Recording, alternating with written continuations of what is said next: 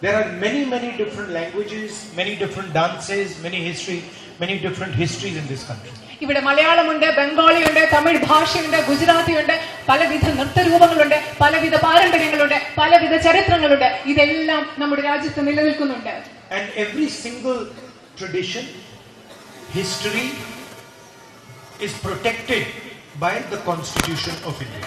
ഈ രാജ്യത്തെ ഓരോ ചരിത്രത്തെയും ഓരോ പാരമ്പര്യത്തെയും സംരക്ഷിക്കുന്നത് എന്റെ കയ്യിലുള്ള ഭാരതത്തിന്റെ ഭരണഘടനയാണ്.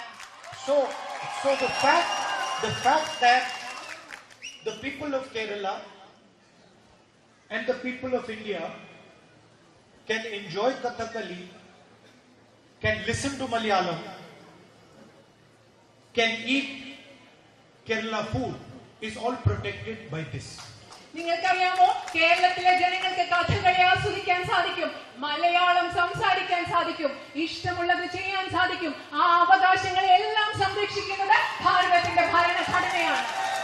And if this was gone, then somebody can come to Kerala and say, we do not want you to speak Malayalam.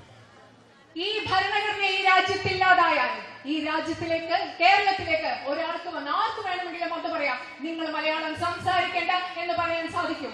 We do not want you to have dosa for breakfast.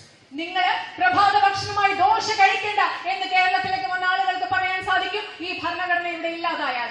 Or we don't like this particular tradition of yours.